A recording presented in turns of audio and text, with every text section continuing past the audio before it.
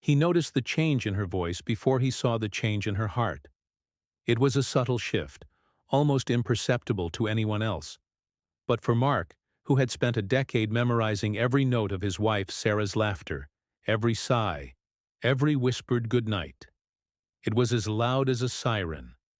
It started with her phone calls. They became shorter, more distant. The warm, lingering goodbyes were replaced with a curt, almost businesslike sign-off. When he'd ask about her day, her answers became vague, clipped summaries of meetings and deadlines, a stark contrast to the colorful, detailed stories she used to share. At first, Mark brushed it off. Stress, he told himself. Her new project at the architecture firm was demanding. He tried to be more supportive, preparing her favorite dinners, running her baths, giving her space when she seemed to need it. He'd watch her across the dinner table, her eyes fixed on her phone, a faint, private smile playing on her lips as she typed. "Just work stuff," she'd say, quickly locking the screen if he got too close. The smile never reached her eyes when she looked at him. The distance grew, a silent, invisible wall being built brick by brick. The change wasn't just in her voice, it was in her touch. Her hugs became brief, almost obligatory. The casual caress as they passed in the hallway, the hand that used to instinctively find his in the car, they vanished. One evening he reached for her in bed, his arm settling around her waist. She flinched, a small involuntary movement, but it felt like a physical rejection. "I'm just tired, Mark," she murmured, turning away. The space between them in the bed felt like a canyon. He lay awake long after her breathing evened out, staring at the ceiling, the silence of the room roaring in his ears. Her scent on the pillow was the same, but something was different. Something was missing. He started to become a detective in his own home, searching for clues to a crime he couldn't yet name.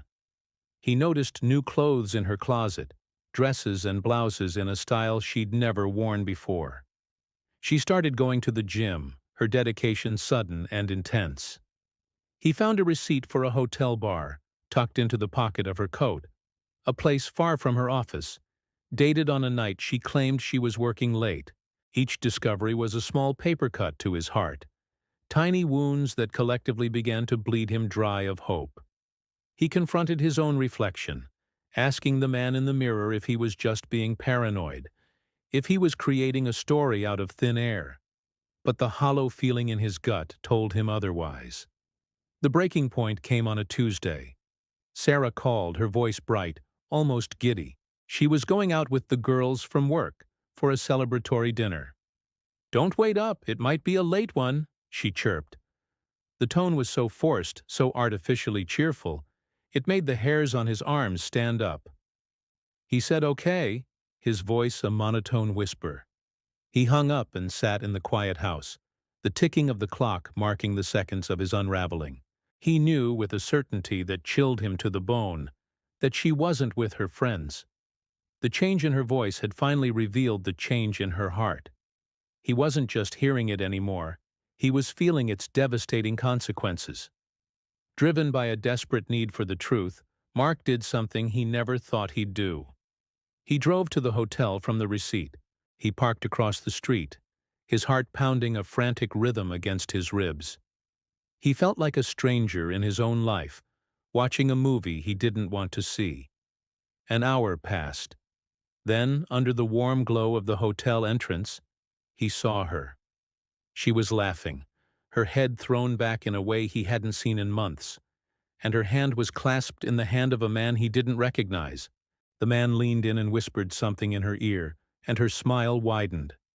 It was a genuine, unguarded smile, the one Mark used to treasure as his own. He watched them disappear inside. He didn't move. He just sat there, the engine off, the world outside his car window blurring through a film of tears. The change in her voice had been the prologue. This was the story. A story of betrayal, of a love that had quietly and cruelly expired without him even realizing it was sick. He saw it all now, not just the change in her heart, but the complete absence of it. He saw the lies reflected in the restaurant window, the stolen moments, the secret life she was living. He saw the end of his marriage. He drove home in a daze, the city lights streaking past him like fallen stars. The house felt alien, a museum of a life that no longer existed. He walked through the rooms, touching the furniture, looking at the photos on the wall, a gallery of happy ghosts. He sat on the edge of their bed, the bed where she had lied to him, where she had feigned exhaustion while her heart was wide awake with someone else. The pain was immense, a physical weight pressing down on his chest.